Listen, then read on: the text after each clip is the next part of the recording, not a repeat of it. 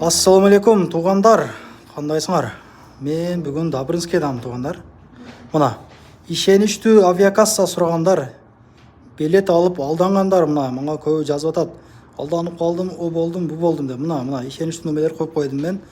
Ушул номерлерди кайрылыңыздар. Анан азыр айфондор хит болуп атат. 14, 13 дан башка телефондордун бардыгыны ушул жерде сатышат.